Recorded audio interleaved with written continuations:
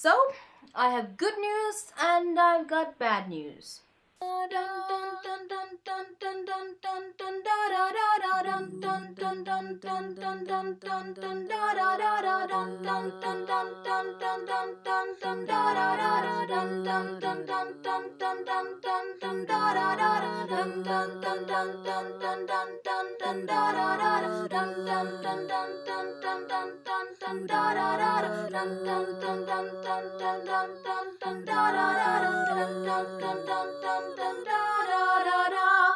Mrs. Rachel Lynde has most graciously accepted my apology. I made sure I did a good job. I pre-wrote it, I even made a couple of sketches. And I did really mean it. I am sorry I said all those things. I should have been an adult about it and just sneakily given her shade instead of flying off the handle. I'm kidding. But it seemed that she was genuinely impressed by my apology and accepted it. Don't worry, girl. I'm just very outspoken, ignore me. Everybody else does whether they should or not. Besides, I like a girl with a bit of spice. Anyhow, I once knew a girl who had a head just like yours, but when she grew older, it loosened up a bit. Who knows? Might be happening to you too. Why did I make her a southerner? She doesn't really sound like that. Yeehaw! All in all, I actually quite like Mrs. Lynde, and even Marilla said I apologized well. Thoroughly was the word she used. And the bad news are, I went to the church youth group. Now, first of all, what I was wearing was this. Marilla got me new clothes from the Salvation Army flea market. I love Marilla and I really appreciate everything she's done for me. But I guess I just hope for something pretty to wear. Or at least something that, you know, fitted right. Or something that didn't make me look like a bad rapper. And I might not have been subtle enough about that. Okay, so imagine this is me and this is Marilla, quite obviously.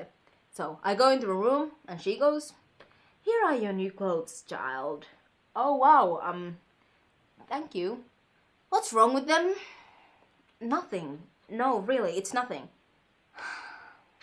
Come out with it. Well, I guess I just wanted something pretty to wear, you know? I mean, all I've ever had in my life was just some random hand-me-downs and well, it being summer and all, yes. Well, I guess I wanted a dress, you know, a pretty one, in pastel colors, with no straps, you know, the kind of dresses that complement your... A strapless dress? I will not have you wearing some indecent fashions. You're way too young for them anyway. If I were to decide, nobody would wear them. But I'm not, and in many ways, I'm thankful for that. For you, however, I do decide, and I say, no strapless dresses. My life is a perfect graveyard of buried hopes.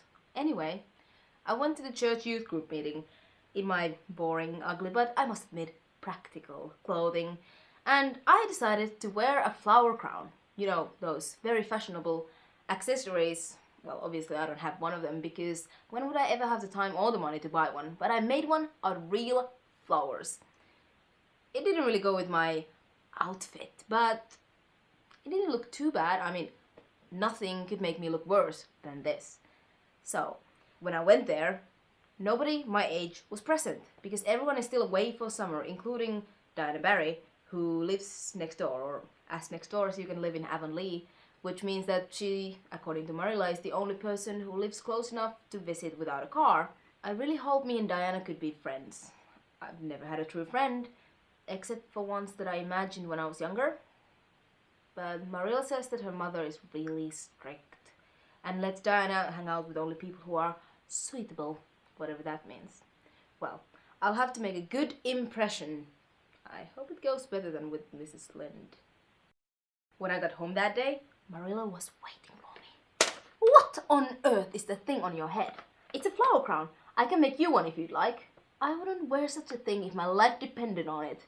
No wonder someone stopped me today and pointed out what a strange girl I had fostered. I don't see how it's any weirder to wear a fake flower crown than a real one. Neither do I.